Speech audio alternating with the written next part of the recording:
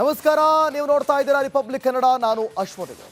ನೋಡಿ, ಬಂಟ್ವಾಳದಲ್ಲಿ ಅಬ್ದುಲ್ ರಹಿಮಾನ್ ಹತ್ಯೆ ಕೇಸ್ ಮತ್ತಿಬ್ಬರು ಆರೋಪಿಗಳನ್ನು ಬಂಧಿಸಿದ್ದಾರೆ ಪೊಲೀಸರು.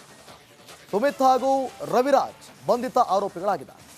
ಈವರೆಗೂ ಬಂಧಿತರ ಸಂಖ್ಯೆ 5ಕ್ಕೆ ಏರಿದೆ. ಅಬ್ದುಲ್ ರಹಿಮಾನ್ ಕೇಸ್ ಇದೆ ಬಂಟ್ವಾಳದಲ್ಲಿ. ಮತ್ತಿಬ್ಬರು ಆರೋಪಿಗಳನ್ನು ಬಂಧಿಸಿದ್ದಾರೆ ಪೊಲೀಸರು. ಸುಮಿತ್ ಹಾಗೂ ರವಿರಾಜ್ ಬಂಧಿತ ಆರೋಪಿಗಳು. ಈವರೆಗೂ ಬಂಧಿತರ ಸಂಖ್ಯೆ 5ಕ್ಕೆ ಏರಿಕೆ ಆಗಿದೆ. ಈ ಮೊದಲು 3 ಪ್ರಮುಖ ಆರೋಪಿಗಳನ್ನು ಬಂಧಿಸಿದರು ಪೊಲೀಸರು. ಬಂಟ್ವಾಳದ ದೀಪಕ್ 21 ವರ್ಷ, 21 ವರ್ಷದ ಪೃಥ್ವಿರಾಜ್, ಇನ್ನು 19 ವರ್ಷದ ಚಿಂತನ್ ಬಂಧಿತರಾಗಿದ್ದರು. ಈಗ ಬಂಧಿತರ ಸಂಖ್ಯೆ 5ಕ್ಕೆ ಏರಿದೆ. ಈ ಬಗ್ಗೆ ಮತ್ತಷ್ಟು ಮಾಹಿತಿಯನ್ನು ಕೊಡ್ತಾರೆ ನಮ್ಮ ಪ್ರತಿನಿಧಿ ದಿನೇಶ್ ಕಾಶಿಪಟ್ನ ದೂರವಾಣಿ ಸಂಪರ್ಕದಲ್ಲಿದ್ದಾರೆ. ದಿನೇಶ್, ಹೀಗೆ ಅರೆಸ್ಟ್ ಆಗ್ತಾಲೇ ಇದ್ದಾರೆ, ಬಂಧಿಸ್ತಾಲೇ ಇದ್ದಾರೆ, ಮತ್ತಷ್ಟು ಮಾಹಿತಿ ಕೊಡೋದಾದ್ರೆ ಈ ಬಗ್ಗೆ. ಹೌದು ದೀವಿತ್, ಏನು ಬಂಟ್ವಾಳದಲ್ಲಿ ನಡೆದಂತ ರಹಿಮಾನ್ ಕೊಲೆ ಪ್ರಕರಣಕ್ಕೆ ಸಂಬಂಧಿಸಿದಂತೆ ಪೊಲೀಸರು ತನಿಖೆ ಮಾಡ್ತಾ ಇದ್ದಾರೆ. ಒಟ್ಟು 5 ತಂಡಗಳಾಗಿ ಮಾಡಿ ಪೊಲೀಸರು ತನಿಖೆಯ ಗತಿಯನ್ನು ಹೆಚ್ಚಿಸಿರುವಂತದ್ದು. ವಿವಿಧ ಆಯಾಮಗಳಲ್ಲೂ ಕೂಡ ಪೊಲೀಸರು ತನಿಖೆಯನ್ನು ಮಾಡ್ತಾ ಇರುವಂತದ್ದು. ಈಗ ಒಟ್ಟು 5 ಮಂದಿ ಬಂಧನ ಆಗಿರುವಂತದ್ದು. ಈ ಹಿಂದೆ ಒಟ್ಟು 3 ಬಂಧಿಸಿದ್ರು ಬಂಟ್ವಾಳ ಭಾಗದವರನ್ನು. ದೀಪಕ್, ಪೃಥ್ವಿರಾಜ್, ಚಿಂತನ್ ಅವರು ಮೂವರು ಈ ಹಿಂದೆ ಬಂಧನ ಆಗಿದ್ರು. ಇವತ್ತು ಮತ್ತೆ 2 ಬಂಧಿರುತ್ತಿರುವಂತದ್ದು.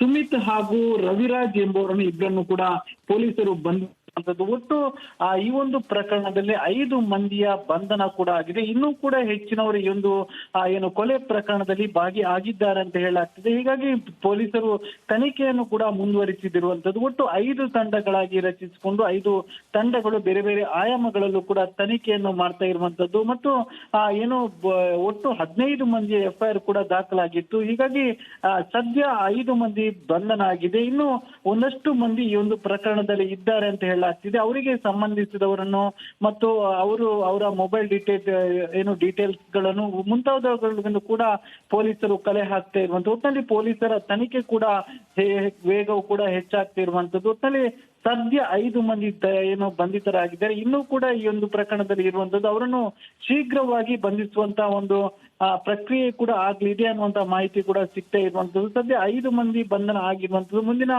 ದಿನಗಳಲ್ಲಿ ಪೊಲೀಸ್ ವರಿಷ್ಠಾಧಿಕಾರಿಗಳು ಬಂಧನದ ಬಗ್ಗೆ ಪತ್ರಿಕಾಗೋಷ್ಠಿಯನ್ನು ಮಾಡಿ ಮಾಹಿತಿಯನ್ನು ಕೂಡ ನೀಡಿರುವಂತಹ ಸಾಧ್ಯತೆಗಳು ಕೂಡ ಇರುವಂತದ್ದು. ದಿನೇಶ್, ಹಾಗೆ ಸಂಪರ್ಕದಲ್ಲಿರಿ, ಮತ್ತೆ ನಿಮ್ಮನ್ನ ಸಂಪರ್ಕ ಮಾಡ್ತೀನಿ. ದಕ್ಷಿಣ ಕನ್ನಡದಲ್ಲಿ ಸಾಲು ಹತ್ಯೆ ಆಗ್ತಾ ಇದೆ. Mangaluru commissioner, Dakshina Kannada SP ಎತ್ತಂಗಡಿ, commissioner Anupam Agarwal ಎತ್ತಂಗಡಿ ಆಗಿದ್ದಾರೆ. ಈಗ ದಕ್ಷಿಣ ಕನ್ನಡ SP ಯತೀಶ್ ಎತ್ತಂಗಡಿ, ದಕ್ಷಿಣ ಕನ್ನಡ SP ಆಗಿ ಅರುಣ್ K ನೇಮಕ ಆಗಿದ್ದಾರೆ. ಈಗ ನೂತನ ಕಮಿಷನರ್ ಆಗಿ ಸುಧೀರ್ ಕುಮಾರ್ ರೆಡ್ಡಿ ನೇಮಕಗೊಂಡಿದ್ದಾರೆ. ಘಟನೆ ಯಾವಾಗ ಇದೆಲ್ಲ ನಡೀತು, ಈಗ ಕಮಿಷನರ್ ಎತ್ತಂಗಡಿ ಆಗಿದ್ದಾರೆ, ಜೊತೆಗೆ SP ಕೂಡ ಎತ್ತಂಗಡಿ ಆಗಿದೆ. ಕಮಿಷನರ್ ಅನುಪಮ್ ಅಗರ್ವಾಲ್ ಬದಲಿಗೆ ಸುಧೀರ್ ಕುಮಾರ್, SP ಯತೀಶ್ ಬದಲಿಗೆ ಅರುಣ್ K ನೇಮಕಗೊಂಡಿದ್ದಾರೆ. ದಕ್ಷಿಣ ಕನ್ನಡದಲ್ಲಿ ಸಾಲು ಹತ್ಯೆಯಾದಂಥ ಬೆನ್ನಲ್ಲೇ ಕಮಿಷನರ್ ಹಾಗೂ SPಯನ್ನ ಎತ್ತಂಗಡಿ ಮಾಡಿದ್ದಾರೆ. ಈಗ ಸದ್ಯಕ್ಕಾದಂಥ ಬೆಳವಣಿಗೆಗಳು ಮಾಹಿತಿ ಕೊಡ್ತಾ ಇದ್ರು ನಮ್ಮ ಪ್ರತಿನಿಧಿ ದಿನೇಶ್ ಕಾಶಿಪಟ್ನ. ದಿನೇಶ್, ಅಂದ್ರೆ ಅಲ್ಲಿಗೆ ಈಗ ಎತ್ತಂಗಡಿ ಅನ್ನುವಂಥ ವಿಚಾರ ಬಂದಾಗ ಅಲ್ಲಿಗೆ ಕಾನೂನು ಸುವ್ಯವಸ್ಥೆ ಕಾಪಾಡುವಲ್ಲಿ ಈ ಅಧಿಕಾರಿಗಳು ಫೇಲ್ಯೂರ್ ಅಂತನಾ ಹಾಗಾದ್ರೆ?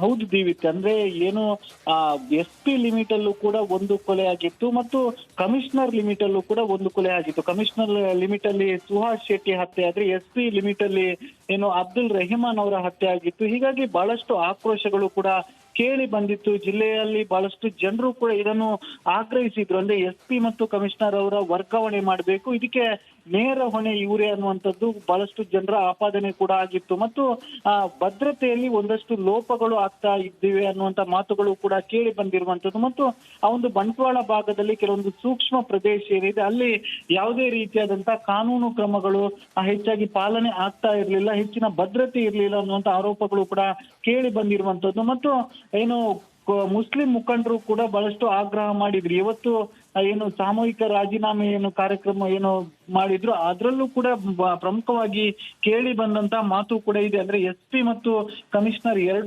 ಇಬ್ಬರನ್ನು ಕೂಡ ವರ್ಗಾವಣೆ ಮಾಡಬೇಕು ಅನ್ನುವಂತ ಮಾತುಗಳು ಕೂಡ ಕೇಳಿ ಬಂದಿರುವಂತದ್ದು. ಬಹಳಷ್ಟು ಆಕ್ರೋಶದ ಮಧ್ಯೆ ಈಗ ಸರ್ಕಾರ ಇಬ್ಬರನ್ನು ಕೂಡ ಅಂದ್ರೆ SP ಯತೀಶ್ ಅವರನ್ನು ಮತ್ತು ಕಮಿಷನರ್ ಅನುಪಮ್ ಅಗರ್ವಾಲ್ ಅವರನ್ನು ಇಬ್ಬರನ್ನು ಕೂಡ ವರ್ಗಾವಣೆಗೊಳಿಸಿ ಆದೇಶವನ್ನು ಹೊರಡಿಸಿರುವಂತದ್ದು. ಇವರ ಪ್ಲೇಸಿಗೆ ಏನು ಕಮಿಷನರ್ ಆಗಿ ಸುಧೀರ್ ಕುಮಾರ್ ರೆಡ್ಡಿ ಅವರನ್ನು ಮಂಗಳೂರಿನಲ್ಲಿ ನೇಮಕ ಮಾಡಿರುವಂತದ್ದು. ಸುಧೀರ್ ಕುಮಾರ್ ರೆಡ್ಡಿ ಈ ಹಿಂದೆ 2017ರಲ್ಲಿ ದಕ್ಷಿಣ ಕನ್ನಡ ಜಿಲ್ಲೆ SP ಆಗಿದ್ರು. ಆ ಸಂದರ್ಭದಲ್ಲಿ ಒಂದು ಶಿಸ್ತಿನ SP ಅಂತ ಬಹಳಷ್ಟು ಹೆಸರು ವಹಿಸಿದ್ರು ಮತ್ತು ಬಹಳಷ್ಟು ಖಡಕ್ SP ಅಂತ ಕೂಡ ಅವರಿಗೆ ಹೆಸರು ಆಗಿತ್ತು. ಆದ್ರೆ ಏನು ಅವರು 2017 ನಮಸ್ಕಾರ, ನೀವು ನೋಡ್ತಾ ಇದ್ದೀರಾ ರಿಪಬ್ಲಿಕ್ ಕನ್ನಡ. ನಾನು ಅಶ್ವಥ್.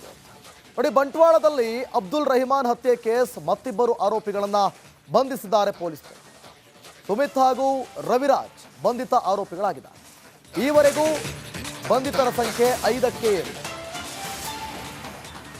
ಅಬ್ದುಲ್ ರಹಿಮಾನ್ ಕೇಸಿಗೆ ಬಂಟ್ವಾಳದಲ್ಲಿ ಮತ್ತಿಬ್ಬರು ಆರೋಪಿಗಳನ್ನ ಬಂಧಿಸಿದ್ದಾರೆ ಪೊಲೀಸರು. ಸುಮಿತ್ ಹಾಗೂ ರವಿರಾಜ್ ಬಂಧಿತ ಆರೋಪಿಗಳು. ಈವರೆಗೂ ಬಂಧಿತರ ಸಂಖ್ಯೆ 5ಕ್ಕೆ ಏರಿಕೆ ಆಗಿದೆ. ಈ ಮೊದಲು 3 ಪ್ರಮುಖ ಆರೋಪಿಗಳನ್ನು ಬಂಧಿಸಿದ್ರು ಪೊಲೀಸರು. ಬಂಟ್ವಾಳದ ದೀಪಕ್ 21 ವರ್ಷ, 21 ವರ್ಷದ ಪೃಥ್ವಿರಾಜ್, ಇನ್ನು 19 ವರ್ಷದ ಚಿಂತನ್ ಬಂಧಿತರಾಗಿದ್ರು. ಈಗ ಬಂಧಿತರ ಸಂಖ್ಯೆ 5ಕ್ಕೆ ಏರಿದೆ. ಈ ಬಗ್ಗೆ ಮತ್ತಷ್ಟು ಮಾಹಿತಿಯನ್ನು ಕೊಡ್ತಾರೆ ನಮ್ಮ ಪ್ರತಿನಿಧಿ ದಿನೇಶ್ ಕಾಶಿಪಟ್ನ ದೂರವಾಣಿ ಸಂಪರ್ಕದಲ್ಲಿದ್ದಾರೆ. ದಿನೇಶ್, ಹೀಗೆ ಅರೆಸ್ಟ್ ಆಗ್ತಾಲೇ ಇದ್ದಾರೆ, ಬಂಧಿಸ್ತಾಲೇ ಇದ್ದಾರೆ, ಮತ್ತಷ್ಟು ಮಾಹಿತಿ ಕೊಡೋದಾದ್ರೆ ಈ ಬಗ್ಗೆ. ಹೌದು ದೀವಿತೇನು, ಬಂಟ್ವಾಳದಲ್ಲಿ ನಡೆದಂತ ರಹಿಮಾನ್ ಕೊಲೆ ಪ್ರಕರಣಕ್ಕೆ ಸಂಬಂಧಿಸಿದಂತೆ ಪೊಲೀಸರು ತನಿಖೆ ಮಾಡ್ತಾ ಇದ್ದಾರೆ. ಒಟ್ಟು 5 ತಂಡಗಳಾಗಿ ಮಾಡಿ ಪೊಲೀಸರು ತನಿಖೆಯ ಗತಿಯನ್ನು ಹೆಚ್ಚಿಸಿರುವಂತದ್ದು. ವಿವಿಧ ಆಯಾಮಗಳಲ್ಲೂ ಕೂಡ ಪೊಲೀಸರು ತನಿಖೆಯನ್ನು ಮಾಡ್ತಾ ಇರುವಂತದ್ದು. ಈಗ ಒಟ್ಟು 5 ಮಂದಿ ಬಂಧನ ಆಗಿರುವಂತದ್ದು. ಈ ಹಿಂದೆ ಒಟ್ಟು 3 ಬಂಧಿಸಿದ್ರು ಬಂಟ್ವಾಳ ಭಾಗದವರನ್ನು. ದೀಪಕ್, ಪೃಥ್ವಿರಾಜ್, ಚಿಂತನ್ ಅವರು ಮೂವರು ಈ ಹಿಂದೆ ಬಂಧನ ಆಗಿದ್ರು. ಇವತ್ತು ಮತ್ತೆ ಇಬ್ಬರನ್ನು ಬಂಧಿರುತ್ತಿರುವಂತದ್ದು. ಸುಮಿತ್ ಹಾಗೂ ರವಿರಾಜ್ ಎಂಬುವರನ್ನು ಇಬ್ಬರನ್ನು ಕೂಡ ಪೊಲೀಸರು ಒಟ್ಟು ಈ ಒಂದು ಪ್ರಕರಣದಲ್ಲಿ 5 ಮಂದಿಯ ಬಂಧನ ಕೂಡ ಆಗಿದೆ. ಇನ್ನೂ ಕೂಡ ಹೆಚ್ಚಿನವರು ಈ ಒಂದು ಕೊಲೆ ಪ್ರಕರಣದಲ್ಲಿ ಭಾಗಿಯಾಗಿದ್ದಾರೆ ಅಂತ ಹೇಳಲಾಗ್ತದೆ. ಹೀಗಾಗಿ ಪೊಲೀಸರು ತನಿಖೆಯನ್ನು ಕೂಡ ಮುಂದುವರಿಸಿದಿರುವಂತದ್ದು. ಒಟ್ಟು 5 ತಂಡಗಳಾಗಿ ರಚಿಸಿಕೊಂಡು 5 ತಂಡಗಳು ಬೇರೆ ಬೇರೆ ಆಯಾಮಗಳಲ್ಲೂ ಕೂಡ ತನಿಖೆಯನ್ನು ಮಾಡ್ತಾ ಇರುವಂತದ್ದು. ಮತ್ತು ಒಟ್ಟು 15 ಮಂದಿಯ FIR ಕೂಡ ದಾಖಲಾಗಿತ್ತು. ಹೀಗಾಗಿ ಸದ್ಯ 5 ಮಂದಿ ಬಂಧನ ಆಗಿದೆ. ಇನ್ನು ಒಂದಷ್ಟು ಮಂದಿ ಈ ಒಂದು ಪ್ರಕರಣದಲ್ಲಿ ಇದ್ದಾರೆ ಅಂತ ಹೇಳಲಾಗ್ತಿದೆ.